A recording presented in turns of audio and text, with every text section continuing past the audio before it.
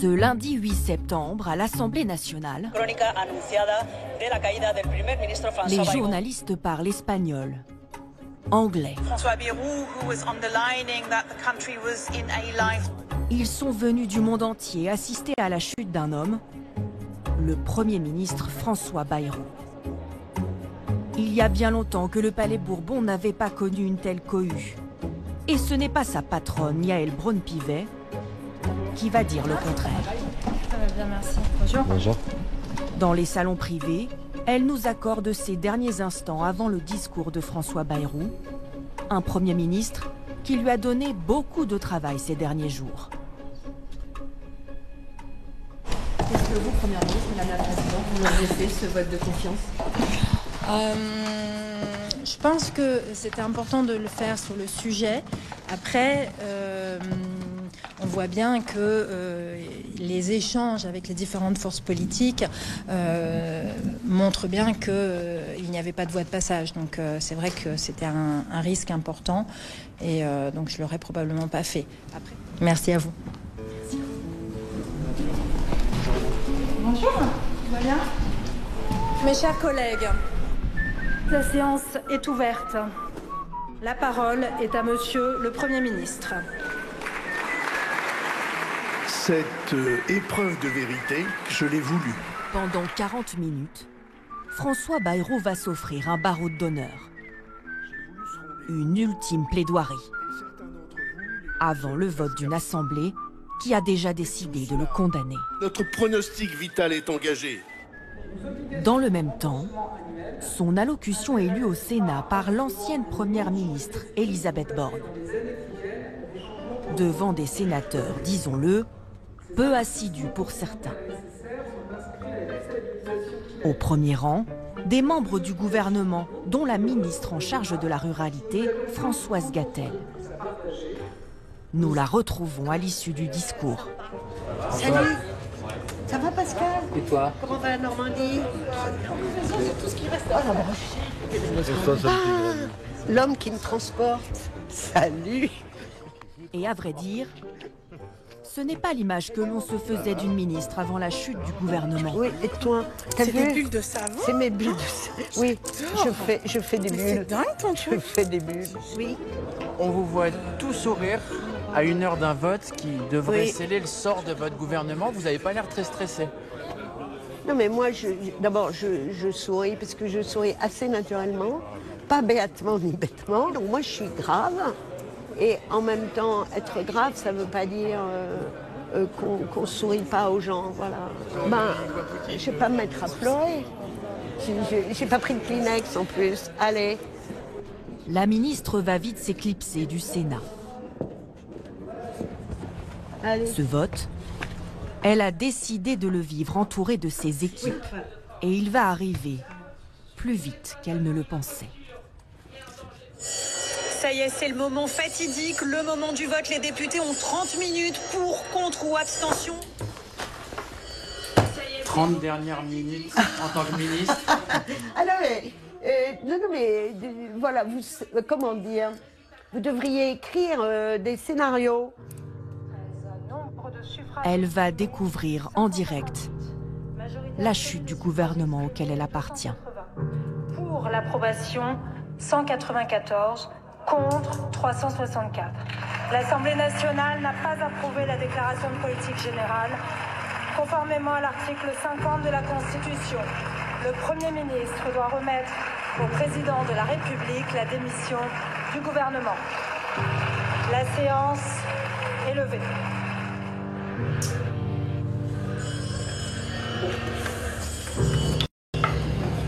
Et voilà, le président de l'Assemblée nationale vient d'annoncer les résultats sans appel sur la confiance du gouvernement. 364. On va dans le bureau. Pardon. Excusez-moi, Zoé.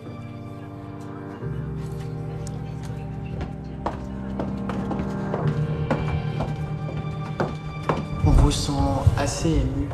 Oui. Enfin, moi, j'ai apprécié ce moment. J'ai rencontré des gens très différents de moi. J'ai vu des choses formidables. J'ai vu beaucoup d'énergie. C'était très bien. Je pense que maintenant, il faut faire retomber un peu la température, si je puis dire, et faire preuve de sang-froid. Parce qu'il faut d'abord penser à ceux qui, à un moment, nous ont demandé, parce qu'on a été élus, de travailler pour eux.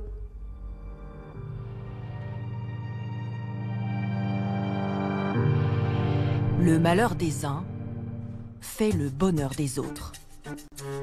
Au même moment, à l'Assemblée nationale, les partis d'opposition se félicitent du départ de François Bayrou. Et je veux d'abord dire à celles et ceux qui nous écoutent que nous partageons leur soulagement de voir M. Bayrou enfin parti. Nous avons d'une certaine manière exercé l'opposition comme on exerce le pouvoir, avec responsabilité. Mais une chef de groupe brille par son absence.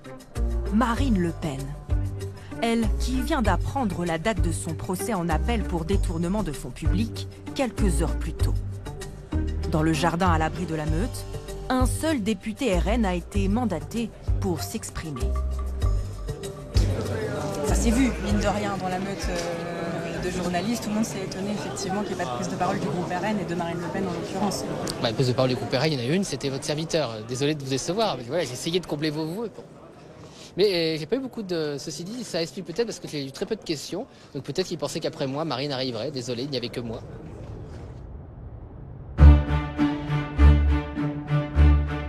Matignon va donc vivre une nouvelle fois au rythme des cartons. Alors que François Bayrou fait ses adieux à ses équipes, à quelques encablures de là derrière les fenêtres de l'Élysée, Emmanuel Macron se prépare, lui, à nommer son nouveau Premier ministre. Avec une volonté cette fois, que les choses ne traînent pas. Car en ligne de mire, une date que tous ont en tête,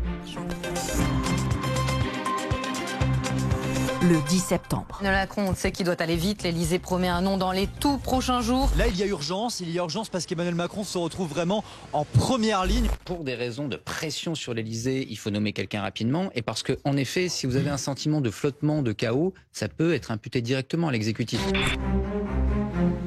Toute la journée, les pronostics s'enchaînent. Qui sera le 7e Premier ministre d'Emmanuel Macron? Des noms émergent, il y a des rumeurs. Mais le suspense est de courte durée.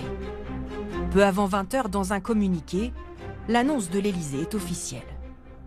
Sébastien Lecornu, 39 ans, actuel ministre des Armées, est nommé nouveau Premier ministre de Emmanuel Macron. Il a chargé de consulter les forces politiques représentées au Parlement en vue d'adopter un budget pour la nation et de bâtir les accords indispensables aux décisions des prochains mois.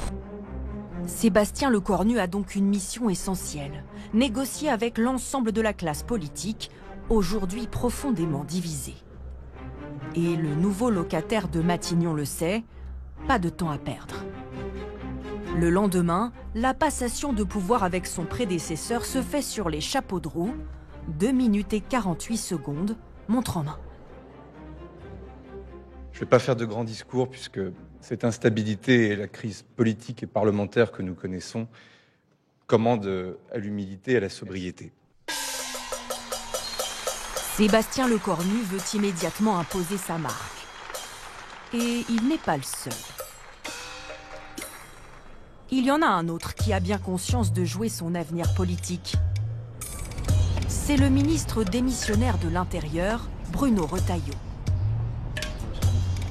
Il s'est levé aux aurores pour préparer cette journée sensible du 10 septembre. La région, Daniel Sauvé. Je connais bien, bien sûr.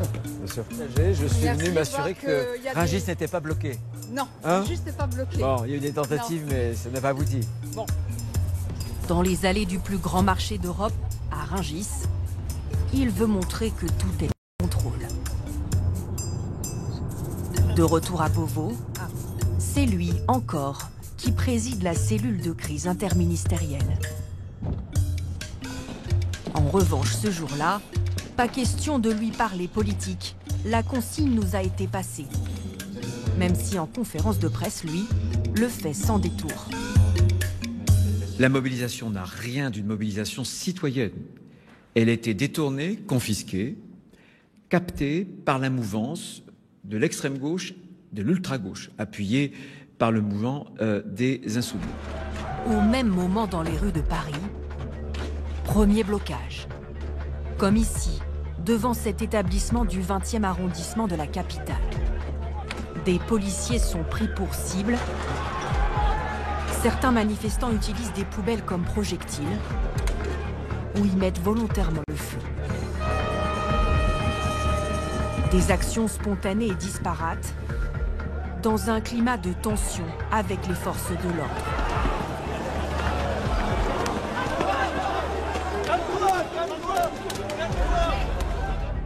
Dans les cortèges, une accumulation des colères sociales et un coupable tout désigné. Le gouvernement illégitime doit être bloqué, Bayrou a été chassé, sa politique doit être chassée. Même si on change de Premier ministre tous les 3 semaines, en vrai c'est toujours la même idée. Stop au gouvernement, enfin la politique réalisée par Macron et Bayrou et qui en plus nous demande de faire des efforts supplémentaires pour faire des économies, c'est juste impossible. Un mouvement citoyen certes, mais éminemment empreint de politique.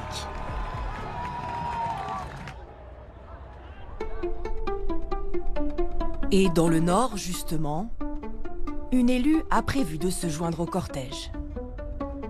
C'est ici que nous avons rendez-vous pour une virée en voiture avec l'une des opposantes de Sébastien Lecornu. La secrétaire nationale des écologistes, Marine Tondelier. Sa veste verte et son humour à toute épreuve. Bonjour. Bonjour, Vous ça allez va en direction de Matignon? Exactement. C'est ça?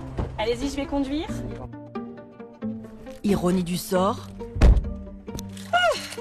Celle qui se rend à une manifestation à Calais vient tout juste de raccrocher avec le nouveau Premier ministre.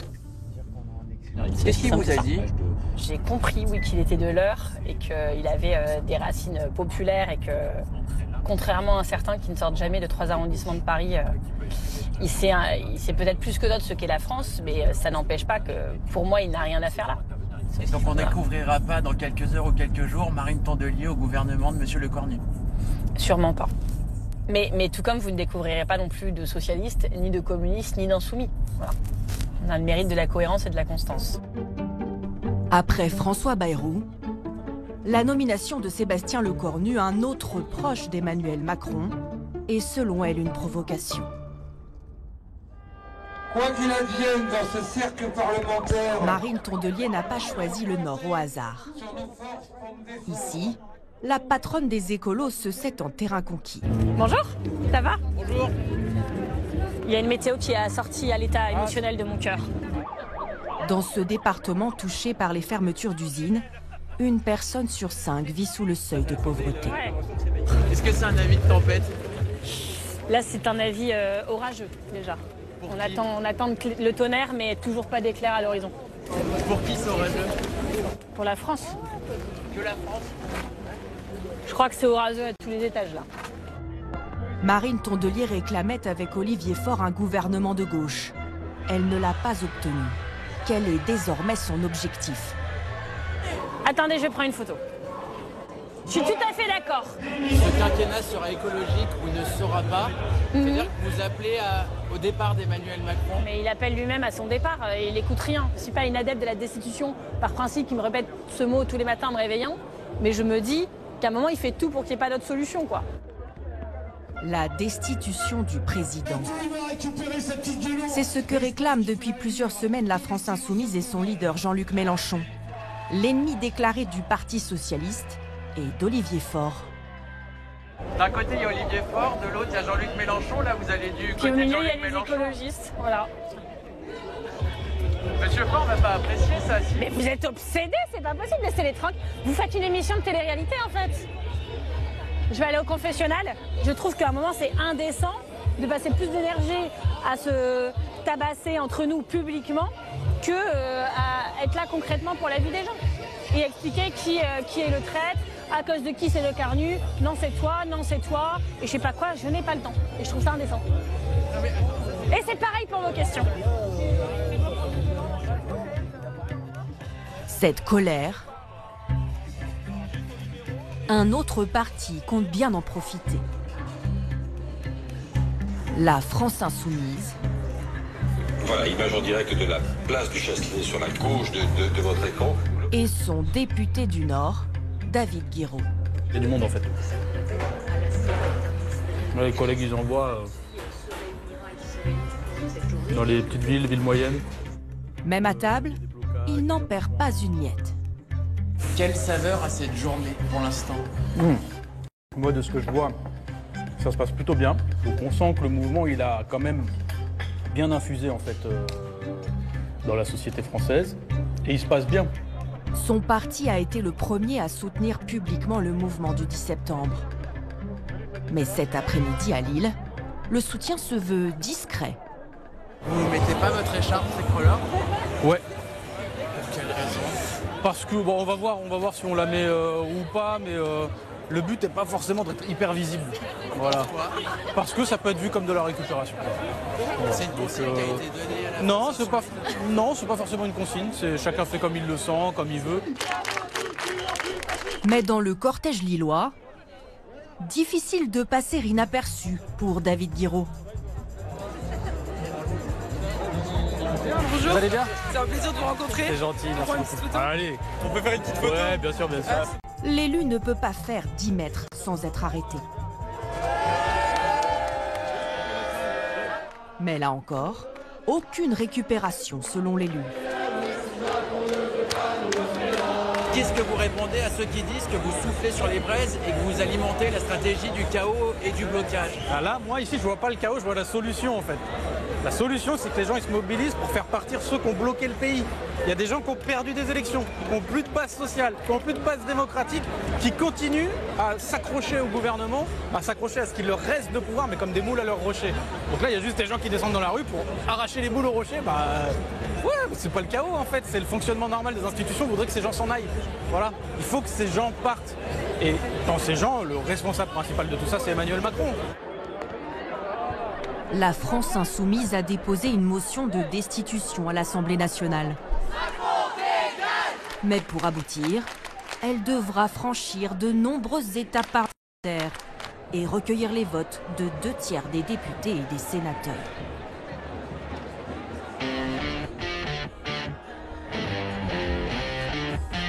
Le soutien au mouvement du 10 septembre, c'est peut-être la dernière chose sur laquelle s'entendent les partis de gauche.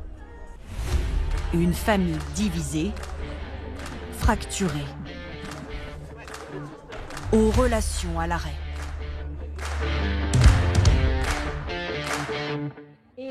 C'est dans ce contexte que ces leaders vont avoir l'occasion de s'expliquer lors du grand rendez-vous annuel de la gauche.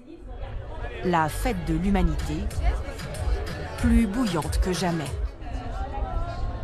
À quelques minutes d'un débat entre les représentants des 5 principaux partis, C'est par là l'entrée, hein? nous pénétrons dans les coulisses avec la patronne des Verts, Bonjour, non, il n'y a pas de souci, franchement. Marine Tondelier. Elle y retrouve le député communiste Stéphane Peu pour une discussion entre amis. Comme nous, on est raccord sur les messages, on va se compléter, chacun avec son style. C'est ça. Ils sont rejoints par le 3e participant, François Ruffin. Tondelier depuis une semaine. Salut. Madame Tondelier, comment allez-vous? Du parti Debout. Bonjour. Salutations respectueuses, et c'est à peu près tout.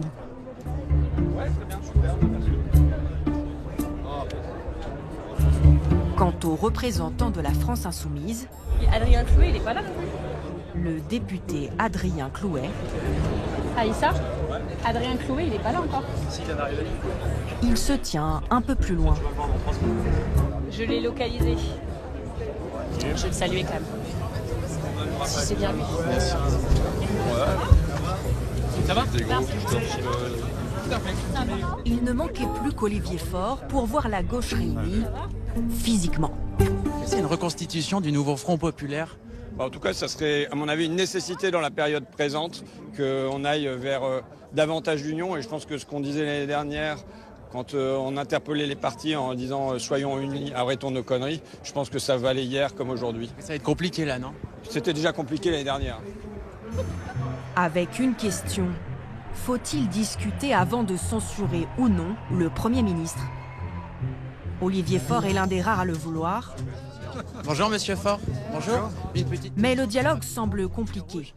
On vous voit très discret cette semaine. Est-ce que ça veut dire que les négociations avec le Premier ministre ont été entamées ou se poursuivent? Non, absolument pas. Il n'y a aucune négociation entamée. Pour l'heure, il n'y a pas de rendez-vous ni de message envoyé par Monsieur Lecornu. On n'a pas de rendez-vous fixé, on n'a pas de message envoyé.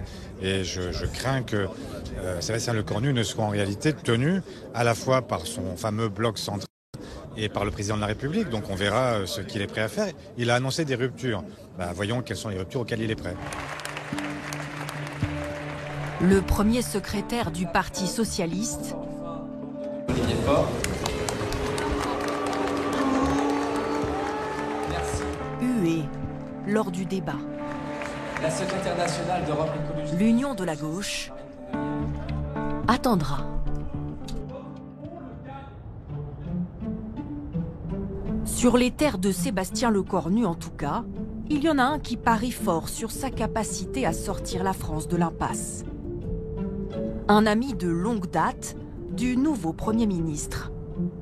Il lui a succédé à la mairie de Vernon il y a 10 ans. Alors là, on a quelques petits souvenirs du premier mandat essentiellement. Donc des premiers mois du mandat où il a été maire. Et puis même, j'ai envie de vous dire, ça je crois que c'est le jour du second tour. On faisait la tournée des bureaux de vote, quelque chose d'assez classique quand on est candidat à des élections locales et notamment municipales. Et donc c'est une partie de la bande des années 2010-2014.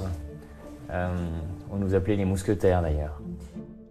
Ce jour-là, François Ouzillot a du mal à dissimuler sa fierté. Je vous avoue que la séquence la plus émouvante, c'était hier, lors de la passation, où on a eu une accolade et voilà, on s'est dit quelque chose. Heureusement, une caméra a capté ce petit moment de complicité dans la cour de Matignon.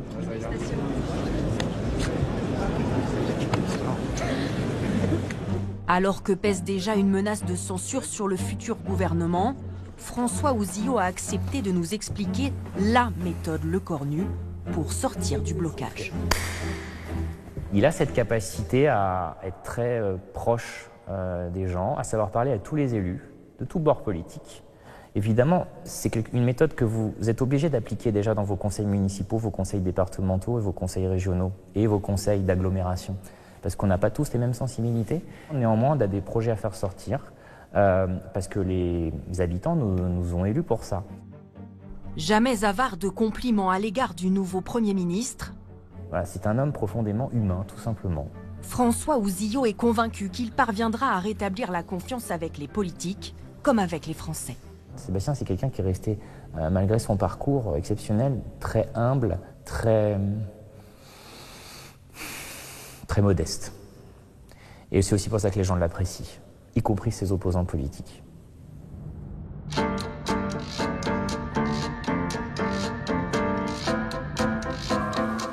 Miser sur l'ancrage local pour trouver des alliés. C'est aussi le mantra de la présidente de l'Assemblée nationale. Cette semaine, c'est au cœur de la Mayenne qu'elle a choisi de faire sa rentrée politique. Voilà. Ce que vous habitez dans le château. Oui, oui. Et il est visitable. Il est visitable, il est ouvert au public, même encore aujourd'hui. D'accord. Aux côtés d'élus locaux, Yaël Braun-Pivet visite la forteresse de Lassay-les-Châteaux. Clin d'œil à la locataire de l'hôtel de Lassay, lieu de résidence de la présidente de l'Assemblée. C'est pour ça que cette étape-là était importante, parce qu'il y a ce lien entre l'hôtel de Lassay et Lassay-les-Châteaux par le biais du marquis. C'est important d'être partout sur le territoire. Comme vous le savez, moi, c'est presque mon 70e déplacement depuis que je préside l'Assemblée nationale. Mes prédécesseurs ne le faisaient pas et moi, je pense qu'il faut impérativement le faire, être en lien avec les Français partout où ils sont. Est-ce que c'est ce que vous a demandé aussi peut-être le nouveau ministre ce matin, d'essayer de l'aider à cette culture de compromis? Alors vous savez, il y a un principe en France qui s'appelle la séparation des pouvoirs et donc le Premier ministre n'a strictement rien à me demander dans la façon dont j'occupe la fonction de présidente de l'Assemblée nationale. Bien au contraire. Bravo. Vous êtes d'accord, mesdames? Doit-on déceler un brin d'amertume chez celle qui avait fait une offre de service pour Matignon en début de semaine? À tout de suite. Nous profitons d'un trajet au volant du camping-car du député Yannick Favennec pour la sonder. J'étais convaincue que je pouvais faire consensus entre tous les élus. Après, ça ne veut pas dire que je suis la seule à pouvoir faire consensus. Mais en tout cas, ce qui est sûr, c'est que je cochais les cases. Sa liberté de ton lui a-t-elle coûté le poste? La macroniste prône depuis des mois un nouveau style de pilotage. On a besoin de mieux concerter les parlementaires, mais mieux concerter les corps intermédiaires, les associations, les syndicats. Et je note avec plaisir que le Premier ministre va très rapidement concerter les syndicats. Et on a besoin de mieux associer les citoyens. Mais l'exécutif a un peu trop imposé même ces derniers mois. Depuis toujours, en fait, je pense qu'il ne faut pas se dire que c'est récent. C'est pas pour autant qu'il faut renoncer. Moi, je connais bien Sébastien aussi pour avoir beaucoup travaillé avec lui. Et je suis très confiante. En tout cas, il a un bon sens du dialogue, il est à l'écoute, une bonne connaissance des élus. Donc, en tout cas, moi, je pense qu'on peut enfin y arriver. Et puis, quand même, je suis forte. Hein. Je fais camping-car, interview. En cette rentrée teintée de colère sociale, ça passe? Ah, ça passe. La manœuvre pour réconcilier tout le monde s'annonce difficile. C'est surtout la partie gauche qui nous inquiète. Est-ce que vous pouvez tenir la porte? T'as de la place, hein, si je puis dire. Même si une partie de l'opposition appelle déjà à la censure du gouvernement Lecornu, ne parlez surtout pas à Yaël Braun-Pivet d'une possible dissolution, sous peine de la mettre en colère. Ça mettra en péril notre pays, la stabilité, la place de la France dans le monde, nos concitoyens, les réformes qu'on peut faire. Donc à nous d'être vraiment responsables. On parle tout le temps de responsables politiques. Il y a de responsables politiques, il y a responsables. Soyons collectivement responsables et à la hauteur du moment. Est-ce qu'il faut retourner davantage sur le terrain? Je vais rester avec les gens maintenant, désolée.